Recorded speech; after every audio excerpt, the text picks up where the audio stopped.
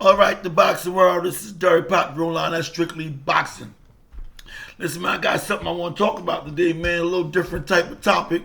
Hope you guys enjoy it, man. But I want to talk about the statement "skills pay the bills." Is the statement "skills pay the bills"? Does that really pay the bills? I mean, I've been watching some podcasts, man, talking about TURKI ALALSHIKH, Terence Crawford was a flop. Hearing a lot of people talk about the money aspect of the promoting thing, and that some fighters are too expensive and not getting that kind of money. People not coming out to see them. People not spending the money to come out there. They're not ordering the pay-per-views. They're not spending the money that it goes to. I mean, it could be that the Fire Stick is so available now that people don't have to pay the pay-per-views. But the topic I want to talk about is having skills enough? Is having skills enough to be a big draw? Like, everybody want to fight Tank Davis because he's the big draw. Everybody want to go see him, but maybe they built him up like that. Maybe Calvin Ford and them was in the communities. Maybe they go around. Maybe they give charities. Maybe they do things that make people want to tune in and see him. Is any other, like I don't see Terence Crawford as one of the best fighters. How is he not a big draw?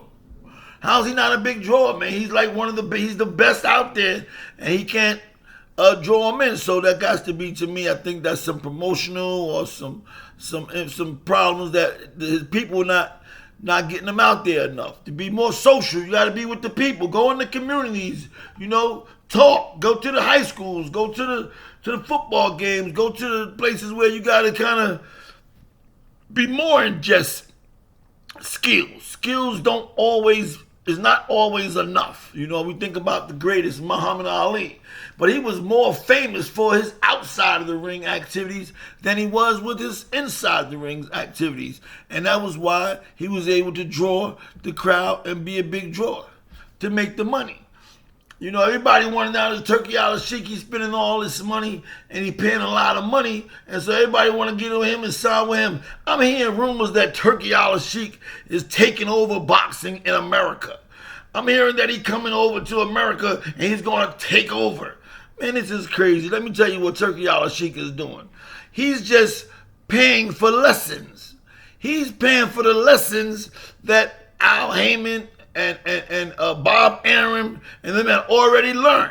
They already learned because they wasted or had enough flops where they said, we can't spend this much money and we're not getting in this much. I don't care how much money you got. It doesn't matter how much money you got. You can't keep dishing out millions of dollars and not getting back a profit on the income. It just don't matter. Sooner or later, the well going to run dry. That's just not feasible. It doesn't even make sense. Or he got that much money. He's a billionaire. He's not going to be a billionaire for long if he keep giving fighters a lot of money and not making that money back. He's not going to be a billionaire long. That's how that goes, okay? So with Bob Arum, he been in here for years and years. He understands the process. So TURKI ALALSHIKH, in my opinion, he's not taking over boxing. He's just paying for some lessons that he's going to learn later on in life, that we can't give this fighter $20 million and $50 million and $150 million. I'm going to give Canelo Alvarez $150 million to fight Terence Crawford. If I give up $150 million, but I'm only making back $50 million, how many times can I do that? Do the math. The math is right there. But listen, let me tell you something. To be the draw, man, you got to be more than just skillfully talented in the ring. I mean, you really got to have more on the head and more interest than just the sport of boxing. Because we're talking about a community that's spending their money with you. And you got to go into crowds. You got to go and speak to children. When I was fighting, and my manager one time, we went to an amateur show. And I remember my manager said to me, he wasn't making that kind of money they making now. I wasn't nowhere. I was still up and coming. I was still making a little bit of money. But my manager said, listen, man, you donate $1,000 to the children with AIDS, and I'll donate a check $1,000 in your name. And so we'll go into the ring and we'll invite the children with AIDS, and we'll donate $2,000 to the children with AIDS. Now I'm like 1-2, maybe 3-0 or something. But okay, all right, man, I'll give up $1,000. You gonna give up $1,000? Okay, all right. So when I got in the ring, it's a promotion thing. These are things that you got to do. If you're an athlete and your support is coming from the community, then you got to be active in the community. You got to go to certain problem situations and try to help them. Go and speak in prisons. Go and speak in youth centers. Go and speak in areas where they need to be uplifted. These are your fans. You can probably inspire some of them, help them, raise them up to be somebody. Now, this is a great opportunity to be more than just, I got skills, so I'm going to get paid, and I want $20 million, and y'all guys come see me. Come see you for what? Who the hell is you? Because you can fight? Just because you can fight, I'm going to go spend my money and make sure I spend $80 on pay-per-views, and I'm going to send an airplane out there to go see you, get rooms and hotel. Why? Because you can fight. Nah, man, the love comes from the people. You got to be active in the community. You got to be able to say, listen, I'm for the people, and then the people will be for you. And that's how you get more people come to you to see your fights, because they see you're part of the movement. That's why when you get these Spanish people, we want to fight the Mexicans. I heard Turk Tank people talking about, black on black fight, then we don't get the rise. That's just why.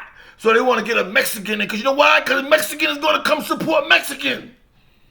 That's why they're going to do it. Why? Because they're going to support their people. And they're active in their communities.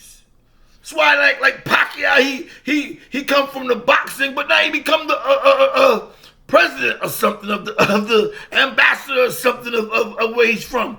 It's because you're active in the community. Millions and millions of dollars, and you're not giving nothing back to the community. What are you giving to our youth?